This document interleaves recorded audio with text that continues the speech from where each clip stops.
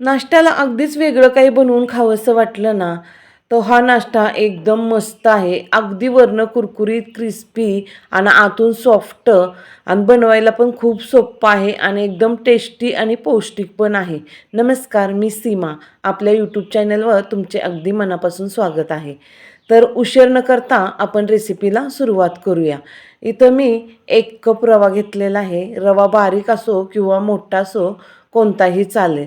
रवा घेताना काय करायचं आपण, पहिल्यांदा रवा स्वच्छ आहे का बघायचा. स्वच्छ नसला, आणल्यानंतर पण बाजारातून स्वच्छ केलेला नसला, तर व्यवस्थित स्वच्छ करून घ्यायचा. कारण एखाद्या छोट्या आळ्या वगैरे असतात त्याच्यात, म्हणून चाळून वगैरे व्यवस्थित घ्यायचा. आता आपण इथं 1 कप रवा घेतला आहे, त्याच्यासाठी इथं 1 चमचा आपण पोह्याचा बेसन घेतलेला आहे. तुमच्याकडे बेसन पीठ नसेल किंवा तुम्हाला आवडत नसेल, तर त्याऐवजी तुम्ही ज्वारीचं पीठ घातलं तरीसुद्धा चालेल.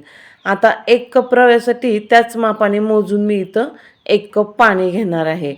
तर आपण पहिल्यांदा 1च कप पाणी घालणार आहे, म्हणजे गुठळ्या वगैरे होऊ नयेत म्हणून आणि त्याच कपाने मोजमाप करणार आहोत. तर बेसन पीठ घातलं आहे त्याच्यामुळे थोड्याफार गुठळ्या होत्या, त्या आपण विस्करनी सगळ्या व्यवस्थित फेटून घ्यायचं आहे, एकजीव करून घ्यायचं आहे व्यवस्थित छान. गुठळ्या कुठेही राहून द्यायच्या नाहीत. तर बघा आता हे फेटून झालं आहे, सगळ्या गुठळ्या गेलेल्या आहेत.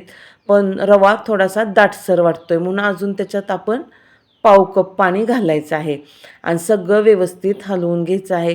नंतर आपण पाणी का घातलं, कारण रवासुद्धा थोडा वेळ आपण ठेवणार आहे, त्याच्यामुळे छान फुलून येणार आहे.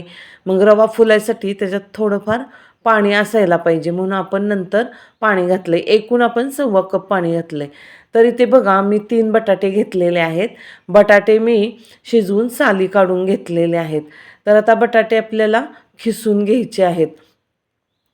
बटाटे आपण मॅशरने सुद्धा बारीक करू शकतो. तुमच्याकडे खिसणी नसते तर मॅशरने करा. पण एकदम असे बारीक व्हायला पाहिजेत. माझ्या चॅनलला अशाच अजून नवीन छान छान रेसिपी आहेत. त्या पाहण्यासाठी तुम्ही आपल्या चॅनलला भेट द्या. माझ्या रेसिपी आवडल्यास आपल्या चॅनलला लाईक आणि सबस्क्राईब करा. तर बटाटे शिजवून घेण्यासाठी इथं मी 3 शिट्ट्या घेतलेल्या आहेत. 3 शिट्ट्या घेतलेल्या आहेत आणि मी काय केलं आहे, 1च कप छोटासा रवा घेतलेला आहे. त्याच्यामुळे मी 2च बटाटे किसून घेतले. 1 बटाटा ठेवला. तुम्ही जर रवा जास्त घेतलेला असेल तर बटाट्याचं प्रमाणसुद्धा वाढवा. आता तोपर्यंत इथं बटाटे किसूस्तवर रवा छान फुलून आलेला आहे. त्याच्यात आपण हा किसलेला बटाटा घालायचा आहे. बटाटा सगळा याच्यात व्यवस्थित घातला की त्याच्यावर आपण जिरे घालायचे आहेत. 1 चमचा सफेद तीळ घालायचे आहेत आणि चवीनुसार मीठ घालायचं आहे. सगळं पहिल्यांदा आपण एवढंच व्यवस्थित मिक्स करून घेणार आहे, कारण रव्यात बटाटा सगळा मिक्स व्हायला पाहिजे. तुम्हाला जर बटाटा नको असेल ना, तर तुम्ही बटाट्याऐवजी लाल भोपळा किंवा दुसरा भोपळा इथे खिसून घातला तरी चालेल. कोणत्याही भाज्या घातल्या तरी चालेल, फक्त पाणी सोडणाऱ्या घालू नका. आता हे सगळं मिक्स करून घेतलेलं आहे. सगळं मिक्स झालं आहे बटाटा रव्यात. आता इथं मी लाल तिखट घेतलेलं आहे अर्धा चमचा. छोटी मुलं खाणार असतील तर तुम्ही काश्मीरी मिरच पावडर घ्या, जास्त तिखट घेऊ नका. कोथिंबीर घेतलेली आहे, एकदम बारीक चिरून फ्रेश कोथिंबीर घेतलेली आहे. कोथिंबीर भरपूर घ्यायची. गाजर घेतलेलं आहे, तेही खूप बारीक चिरलेलं आहे.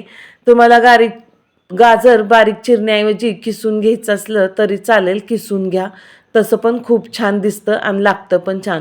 सिमला मिरची पण एकदम बारीक चिरून घेतलेली आहे. आता याच्यात तुम्हाला कोणत्या अजून दुसऱ्या भाज्या घालायच्या असतील, मुलं खात नाहीत बाबा कोणत्या पालेभाज्या, त्याही बारीक चिरून घातल्या तरीसुद्धा चालेल. आता हे सगळं मिक्स करून घ्यायचं आहे आपल्याला व्यवस्थित आणि तुम्ही याचे आप्पेसुद्धा बनवू शकता, ते सुद्धा एकदम छान होतात. आता तव्यात मी फक्त 2 चमचे तेल घेतलं आहे. काय आहे, तवा मधल्या साईडने एकदम वर आहे त्याच्यामुळे तेल सगळं साईडला गेलेलं आहे. त्या साईडला मी जिरे टाकलेले आहेत. सगळे जिरेवर असं तेल पसरून घेते आणि 1 चमचा आपल्याला सफेद तीळ घ्यायचे आहेत. सगळं आता हे चांगलं 2 मिनटं स्लो फ्लेमवर आपण हलवून घेतलं आहे आणि नंतर सगळं व्यवस्थित असं पसरून घ्यायचं आणि त्याच्यावर नाश्ता बनवायला सुरुवात करायची. नाश्ता बनवताना बघा आपल्याला खूप मोठा किंवा खूप छोटा पण बनवायचा नाही आहे. मोठा बनवला तर पलटी करता येणार नाही, त्याच्यामुळे आपण ह्या मध्यम आकाराचे बनवलेले आहेत. आता तवा मोठा आहे त्याच्यामुळे इथं मी 4 बनवलेले आहेत आणि बनवताना खूप जास्त जाड पण बनवायचे नाहीत किंवा पातळ पण बनवायचे नाहीत. गॅसची फ्लेम आपण मीडियम ठेवलेली आहे. तर तुम्हाला याच्यावर झाकण ठेवायचं असलं तरी तुम्ही ठेवू शकता, नाही ठेवलं तरी काही हरकत नाही. तर बघा अगदी 2-3 मिनिटातच छान मस्त कुरकुरीत क्रिस्पी चांगला गोल्डन असा भाजलं गेलेला आहे. दोन्ही साईडने असंच आपल्याला भाजून घ्यायचं आहे बघा. एकदम मस्त टेस्ट लागतं आणि बनवायला सुद्धा खूप सोपं आहे. आता मुलांना डब्यासाठी बनवायचं म्हटलं की आपण एवढं मोठं काही बनवू शकत नाही. त्याच्यामुळे त्यांना हातात घेऊन खाता येईल असंच आपण छोटं-छोटं बनवायचं आहे आणि त्याच्यावर थोडीशी कोथिंबीर घालायची. आता तवा मोठा आहे त्याच्यामुळे त्याच्यात 7 बनवता आले. सगळे दोन्ही साईडनी व्यवस्थित छान भाजून घ्यायचे मस्त गोल्डन क्रिस्पी. कोथिंबीर घातली की दिसायला पण व्यवस्थित छान दिसतंय आणि आकर्षक वाटतं त्याच्यामुळे मुलंसुद्धा आवडीने खातात. हा नाश्ता बनवायला खूप सोपा आहे, हेल्दी आहे, पौष्टिक आहे आणि मुलं आवडीने खातील. टिफिनसाठी पण बनवा आणि तुम्हाला घरात खाण्यासाठी पण आवर्जून बनवा आणि असाच माझ्या नवनवीन रेसिपी पहा आणि माझ्या चॅनलला लाईक, सबस्क्राईब करा.